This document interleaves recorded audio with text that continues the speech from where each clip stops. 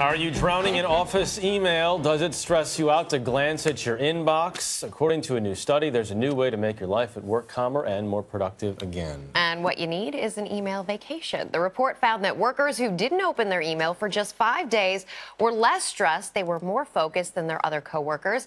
And joining us is workplace and productivity expert Judith Glazer. She is also CEO and founder of Benchmark Communications. Great to have you with us, Judith. Terrific to be here today. So this seems counterintuitive to me, to be completely honest, because when I'm away from my email for an extended period of time, you get stressed out. I stress, what am I missing? Yes. So we're going to talk about this in a couple different ways, because the need to take a vacation is so important. The need to get away, because when we're stressed, our brain produces cortisol.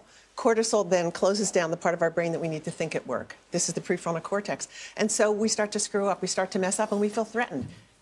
But how do you get away for 5 days? Well, one thing is to tell people you're on a vacation, right? And how's the boss going to feel about that vacation? See, this is the hard part.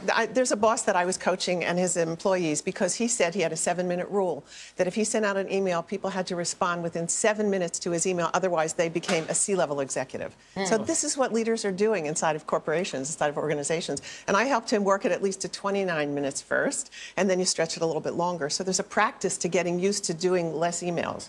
Well, that in itself might be counterproductive. You can't necessarily, as an employee, walk up to your boss and say, hey, buddy, I'd really just like us to scrap that rule. No, it's got to be a team effort. Everybody has to agree to do it, otherwise it doesn't work. Because, you know, we're so wired into everything, and we do work around the world, and we can't stop communicating to the world. So you get help from the outside, and that's the person who has to say to the boss or whoever else listening. Exactly. Hey, let's try and I call it an experiment, right? Yeah. Yeah. We have a thing called conversational intelligence, and once leaders understand that this does make a difference, that changing how the heart works, changing how the brain works to become less stressed gives everybody greater productivity, and it shows up for the boss's benefit.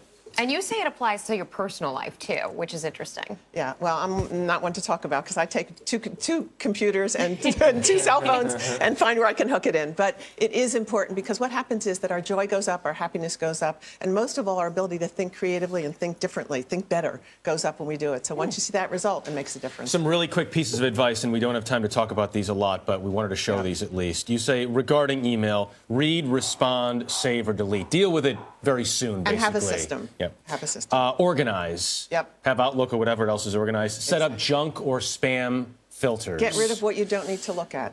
And, as we've been saying here, step away from the computer at times. 5 minutes every day, 10 minutes every day, and you're going to see that you can communicate better with people, and people understand.